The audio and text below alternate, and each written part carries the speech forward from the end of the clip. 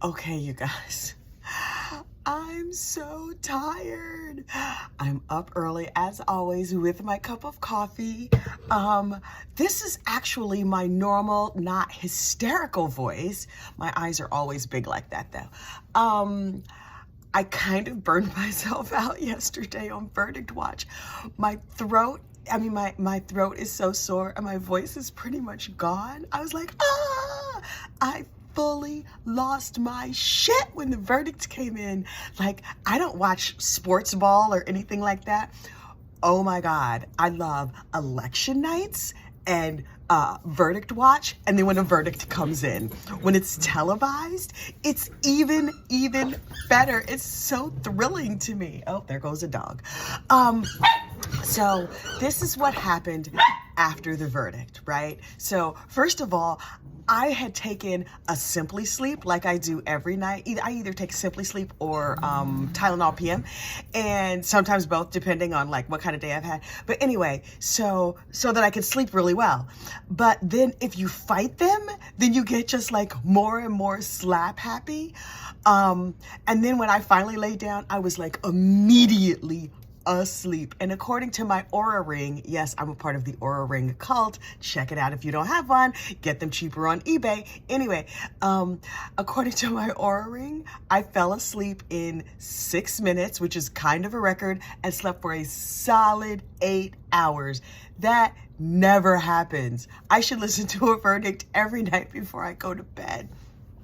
Anyway, so the verdict came in. People were very excited. In the courthouse, Russell's family had been there all day waiting. And so his kids were there, his wife, his parents, like everybody was there. And apparently his family just was he was very stoic, and his family sat there weeping silently. Wouldn't you weep silently? You know what? All the families he victimized wept openly for many years. So Russell Boo Boo, now it's your time to weep. He faces a maximum of 180 years in prison. I read that just this morning. He's obviously unlikely to get 180 years. It is a financial crime, but they are heinous financial crimes over a very long period of time. So if I had to guess, he's going to get something that feels like a life sentence. It won't actually be life, but I suspect, and Lord knows I'm wrong all the time, so do not take this to the bank, especially not Palmetto State Bank. But I think he's going to get something that feels like a life sentence, like 30 years or 40 years or something like that. He's in his 50s. That's not going to go good. So what happens next? Next, there's going to be a sentencing. A date for sentencing has not been set yet. Then after the sentencing, there'll be the PSR. That is the pre-sentencing report, where they look at like a bunch of different factors. I don't know what those factors are. And then because this is a federal crime, he could be put any place in the entire country. So they're in South Carolina. He might be in prison in Indiana, in Alaska, in Nevada. There's like a couple big prison complexes. One is in Terre Haute, Indiana. I know because I went to school there a zillion years ago. He might end up in Terre Haute on the Indiana State Prison farm. Or is that a federal prison? Anyway, it's definitely a federal prison because they execute people there. So he could end up anywhere in the United States, but it's going to be early in 2023 before he actually has to report to prison. All of that is totally standard. Here's the other thing. Everything that was said in this trial can be used for subsequent prosecutions. Even if they don't use it like word for word, they can use the evidence gathered in this trial for subsequent prosecutions. The civil attorneys, Eric Bland and that cutie Justin Bamberg, who's too pretty for his own good, they are absolutely going to use the evidence given in this trial for their civil litigation. And so the Pinckneys and the Plyler sisters and like all of those people that Russell did wrong, 100% they're suing him. Yes, they were made whole from their original lawsuits, but now they're going to sue the bank in civil court and they will win. 100% they will win. The bank will very likely settle and not take it to trial. And so these people are going to end up with a lot of money. Now, listen, a lot of money does not bring back your loved one, and it's horrible.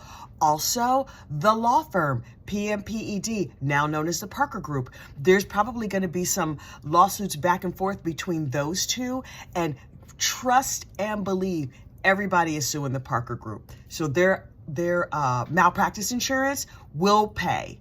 It'll just pay. Those are not going to go to court. They're going to settle for an undisclosed amount, probably.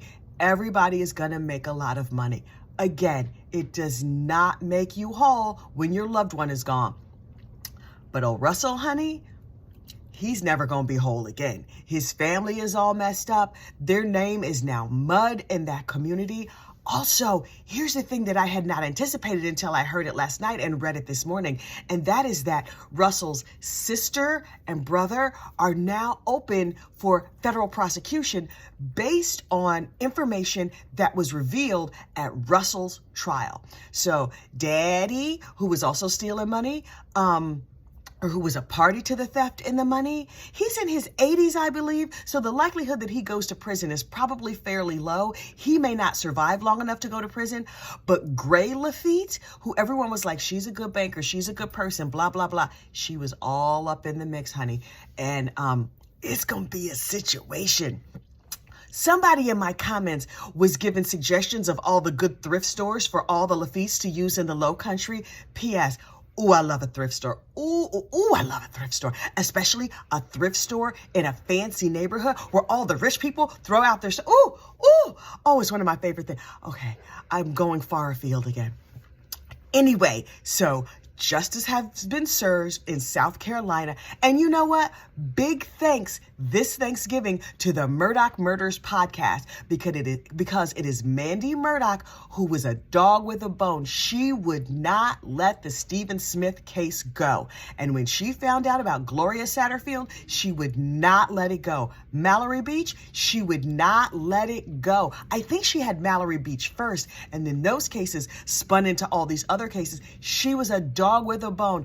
Bless your heart, Mandy Murdaugh. And then her fellow superheroes who came in to help as well. Liz Farrell, who's probably home in Boston right now, and Eric Bland. You guys, congratulations.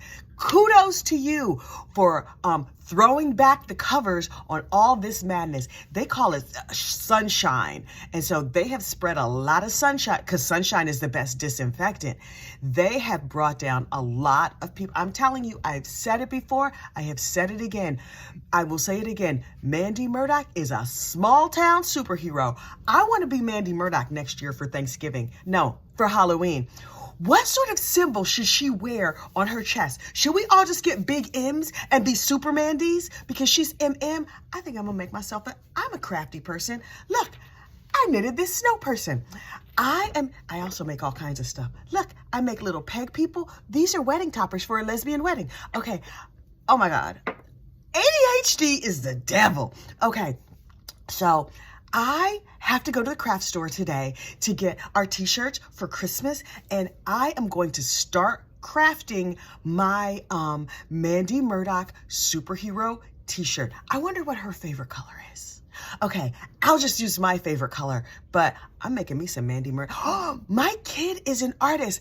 I am going to do a commission for him. You know, he got the nerve to charge me. I'm his mama. I gave birth to him. He wouldn't have fingers or talent were it not for me. But he does give me a friends and family discount.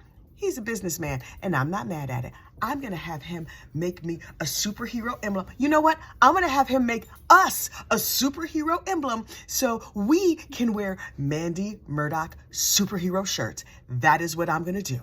Okay, thank you, Murdaugh Murders Podcast. And I'm going to give the proceeds from those t-shirts to Gloria's Gift and maybe Mal's Pals. Those are 2 South Carolina charities. Oh my God, I'm all spun up again. You see how it happens, right? I start off in my normal, good morning. I am here to report the news. And then before you know it, I'm like hysterical and my eyes are bugging out of my head. I've only had like this much. Could y'all imagine if I did like street drugs or copious amounts of caffeine? It would be out of control. Okay, I need to grocery shop. I need to get on with my day. That stuffing still is not made, but I did have the sage. I do have the bird. I'm making a nice roast fish, and I'm making spinach patties and probably some homemade rolls. Because while I live on the East Coast, in my heart, I'm a heartland girl. Born and raised in Indiana. Yes, I am. That's how I know all those little Southern sayings, y'all. Because somebody asked me, well, you must be hanging out with some Southern people. No, child.